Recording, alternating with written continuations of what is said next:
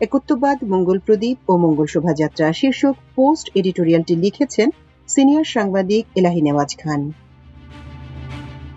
এ যেন স্বতঃস্ফূর্ত জীবন প্রবাহের এক অনন্য প্রতিচ্ছবি। বহু বছর ধরে ফ্যাসিবাদের নিগড়ে আবদ্ধ সমাজ চেতনার আনন্দ ঘন বহিঃপ্রকাশ। এ যেন 18 কোটি মানুষের প্রাণের উৎসব। এতদিন এটা ছিল একটা রাজনৈতিক দল ও তার সহযোগী গোষ্ঠীর পৌত্তলিক সাংস্কৃতিক উগ্র উপস্থাপনা। বলা যায় ইসলামের মৌলিক ভিত্তি একত্ববাদের বিরুদ্ধে বিদ্রোহ ঘোষণা। তবে বাংলাদেশের ইতিহাসে এবারই প্রথম বাংলা নববর্ষ উদযাপনে জাতি, ধর্ম, বর্ণ নির্বিশেষে এমন এক ঐক্যতান সৃষ্টি করা হয়েছে যা অতীতে আর কখনো দেখা যায়নি। এখানে মুসলিম, হিন্দু, খ্রিস্টান, বৌদ্ধ, ক্ষুদ্র নৃগোষ্ঠী কিংবা অন্য যে কোনো ধর্মের মধ্যে কোনো ভেদাভেদ রাখা হয়নি। সব ধর্মেরই আলাদা আলাদা ধর্ম পালনের রীতি অটুট রেখে এই শোভাযাত্রার আয়োজন করা হয়েছে বলে মনে হচ্ছে। অতীতে এদেশের জনসংখ্যার শতকরা 90% মুসলিম জনগোষ্ঠীর ধর্মীয় বিশ্বাসকে পদদলিত করে বাঙালি সংস্কৃতির নামে যা চাপিয়ে দেওয়া হয়েছিল তা একান্তই হিন্দু ধর্মাবলম্বীদের জন্য প্রযোজ্য ছিল। এটা সবাই জানে। মুসলমানদের ধর্মীয় বিশ্বাসের মূল ভিত্তি হচ্ছে একত্ববাদ। সুতরাং মঙ্গল প্রদীপ থেকে উৎসারিত মঙ্গল শোভাযাত্রা মুসলমানদের বিশ্বাসের সঙ্গে অবশ্যই সাংঘর্ষিক। কারণ মুসলমানরা কখনো শুভ অশুভ, ভালো মন্দ, আত্মার নরক কিংবা স্বর্গগমন নিয়ে এমন কোনো কাজ করে না যা একত্ববাদের সঙ্গে সাংঘর্ষিক হয়। তারা জীবনের চাওয়া পাওয়ার সব প্রার্থনা করে থাকে আল্লাহ তাআলার কাছে। প্রদীপ জেলে অমঙ্গল দূর করাকে তারা শিরক মনে করে।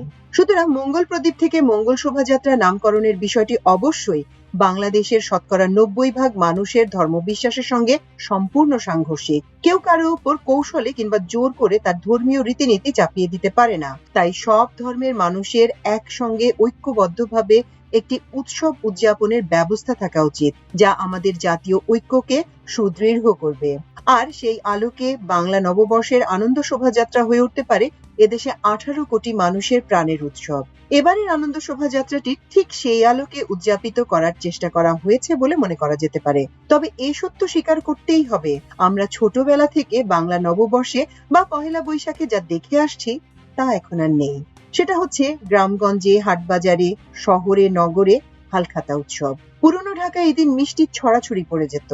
এখন তেমনটা আর নেই। ঢাকায় এখন শুধু এই আনন্দ শোভাযাত্রার প্রতি সবার দৃষ্টি নিবদ্ধ থাকে। যদিও ঢাকায় কেন্দ্রীয়ভাবে এই শোভাযাত্রা উদযাপনের ইতিহাস খুব দীর্ঘ নয়। সূচনাটাও হয়েছিল জেনারেল এরশাদের স্বৈর শাসনের বিরুদ্ধে জাতীয় ঐক্য গড়ে তোলার অভিপ্রায়ে। সময়টা 1989 সাল। চারুকলা শিক্ষার্থীরা স্বৈরাচার বিরোধী জাতীয় ঐক্য গড়ে তোলার লক্ষ্যে প্রথমে এই শোভাযাত্রা সূচনা করে। প্রথমে এর নাম ছিল আনন্দ শোভাযাত্রা। পরে 1996 সালের নাম পরিবর্তন করে রাখা হয় মঙ্গল শোভাযাত্রা। এখানে উল্লেখ করতে হয়, হিন্দু ধর্মের অন্যতম একটি পূজা হচ্ছে কালী পূজা, যা দীপাবলির মধ্যে দিয়ে শুরু হয়। মানব গোষ্ঠী এবং পৃথিবীর মঙ্গল কামনা করে সহস্র প্রদীপ জ্বালিয়ে দীপাবলি পালিত হয়। তারপর উদযাপিত হয় কালী পূজা। মোদ্দা কথা, হিন্দু ধর্মাবলম্বীরা যে কোনো ভালো কাজের জন্য যে প্রদীপ জ্বালায় সেটাই মঙ্গল প্রদীপ। তাই তারা যে কোনো ভালো কাজ শুরু করার আগে মঙ্গল প্রদীপ জ্বালিয়ে দেবদেবীর মধ্যে প্রথমে রাম, তারপর লক্ষ্মীকে আহ্বান করে প্রার্থনা করে কাজটি যেন সফল হয়। কিন্তু মুসলমানরা দৃঢ় বিশ্বাস করে আল্লাহ ছাড়া কোনো ইলাহ নেই। তিনি এক এবং অদ্বিতীয়। তিনি একক সত্তা ও অবিভাজ্য। তার কোনো শরিক নেই। সৃষ্টি জগতের সবকিছু তার ইচ্ছাধীন। তার নির্দেশ ছাড়া একটি গাছের পাতাও নড়ে না। কল্যাণ ও অকল্যাণ, শুভ অশুভ, ভালো মন্দ সবই আল্লাহ তাআলার হাতে। তিনি ছাড়া আর কোনো সাহায্যকারী নেই। মানুষের অসুখে বিসুখে তিনিই শেফা দানকারী। তিনি হয় বললে হয়ে যায় এবং লয় বললে লীন হয়ে যায়। প্রথম মানুষ হযরত আদম আলাইহিস সালাম থেকে শুরু করে শেষ নবী হযরত মুহাম্মদ সাল্লাল্লাহু আলাইহি ওয়াসাল্লাম পর্যন্ত যত নবী ও রাসূল এসেছেন তারা সবাই একটি বাণী অর্থাৎ একত্ববাদের বাণী নিয়ে এসেছেন। শেষ নবী রাসূল পাক সাল্লাল্লাহু আলাইহি ওয়াসাল্লামের উপর অবতীর্ণ শেষ কিতাব কুরআনুল কারীমের সব বাণী একত্ববাদের তাৎপর্য বহন করে। যেমন আল্লাহ তাআলা সূরা ইখলাসে বলেন, বলো তিনিই আল্লাহ, এক এবং অদ্বিতীয়। আল্লাহ কারো মুখাপেক্ষী নন, সবাই তার মুখাপেক্ষী। তিনি কাউকে জন্ম দেননি এবং তাকেও জন্ম দেয়া হয়নি, আর তার কোনো সমকক্ষ নেই। আবার সূরা নিসার 116 নম্বর আয়াতে আল্লাহ রাব্বুল আলামিন বলেছেন, নিশ্চয়ই আল্লাহ তার শরীক করাকে ক্ষমা করবেন না, এছাড়া যাকে ইচ্ছা ক্ষমা করবেন।